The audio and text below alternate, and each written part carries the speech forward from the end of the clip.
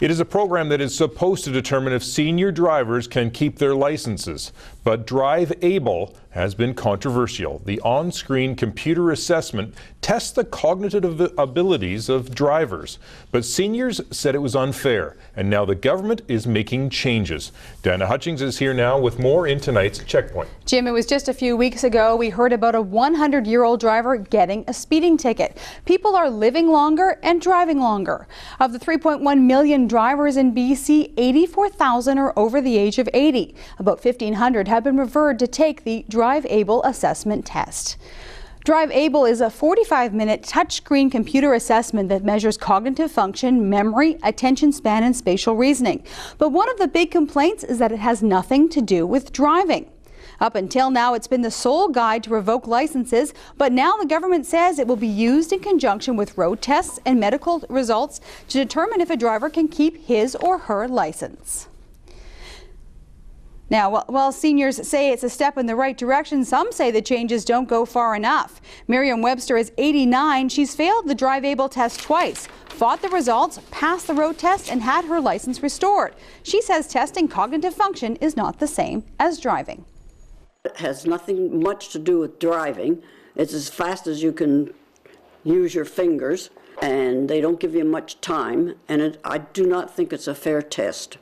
And they also fail 85% of the people, and it has nothing to do with age, because I know somebody 30 years old that took the test and failed it.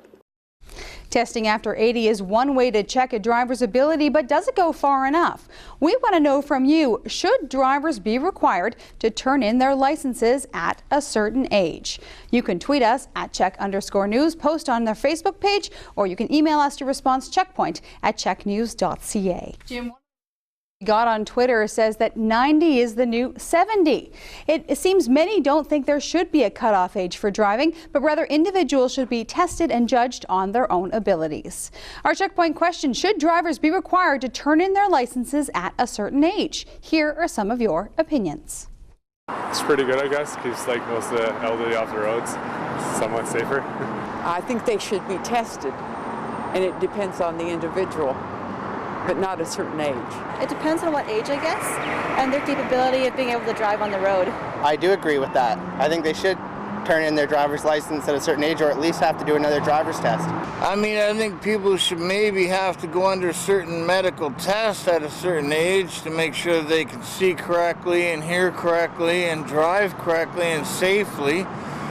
Other than that, absolutely not. I'm always reluctant to say it, 65 you have to turn all your stuff over, right? I don't agree with that. There has to be some way to check it out. I really think that the doctor's test with the new computer screen test, they should be allowed. From Facebook, Carrie says, no, I know some people who are in their 30s who should not have a license due to bad driving. Haley says yearly exams should be a requirement after a certain age. And considering how hard we are on young drivers, there are older drivers who are just as bad or worse. Brian says they should be retesting for everyone every 5 or 6 years. Public transportation would sure get better. And the results of our web poll, 17% say yes, while 83% say no, drivers should not be required to turn in their licenses.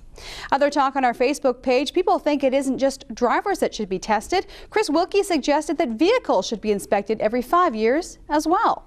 And that's tonight's Checkpoint.